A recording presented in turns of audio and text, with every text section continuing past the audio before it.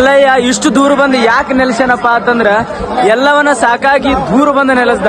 ಆದ್ರೂ ಕೂಡ ಜನಗಳವನಿಗೆ ಅವ ಎಲ್ಲಿ ಹೋದ್ರು ಸುದಕ ಬಿಡ್ಲಿಲ್ಲ. ಅವ ಎಂತೆಂತ ಗುಡ್ಡುಗಾಡುಗಳಿಂದ ಪಾದಯಾತ್ರೆ ಅಂದ್ರೆ ಅವನು ಪಾದಗಳ ಮೂಲಕ ನಡ್ಕೊಂಡು ಬಂದ ನೋಡು. ಅದೇ ರೀತಿಯಾಗಿ ಅವ ಎಲ್ಲಿಂದ ನಡ್ಕೊಂಡು ಬಂದ ನೋಡು ಅಲ್ಲಿಯವರೆಗೂ ಎಲ್ಲಾ ಭಕ್ತರು ಅದೇ ಒಂದು ಅಲ್ಲಿಂದನೇ ಒಂದು ಪಾದಯಾತ್ರೆನ ಮಾಡ್ಕೊಂಡು ಅವನೊಂದು ಸನ್ನಿಧಾನಕ್ಕೆ ಬರ್ತಾರ.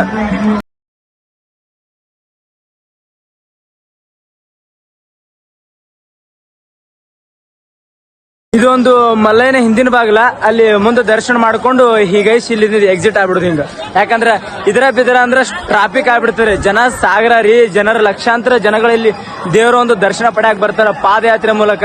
ಹಿಂಗ ಇದ್ರ ಬಿದ್ರ ಆದ್ರೂ ವಜ್ ಹೋತ ಬಾ ಅಂತ ಹೇಳಿ ಏನ್ ಮಾಡ್ಯಾರ ಅಂದ್ರೆ ಹಿಂದಿನ ಒಂದು ಬಾಗಿಲು ಮಾಡಿ ಆ ಕಡೆ ದರ್ಶನ ಪಡ್ಕೊಂಡು ಈ ಕಡೆ ಹಿಂದಿಂದ ಹಿಂಗ ಸಂವನಂಗ ನಮ್ಮೊಂದು ಪಯಣ ಮತ್ತ ದೇವರ ದರ್ಶನ ಪಡ್ಕೊಂಡು ನಮ್ಮೊಂದು ಪಯಣ ನಮ್ಮೊಂದು ಗುಡಿಸಲ ಕಡೆಗೆ.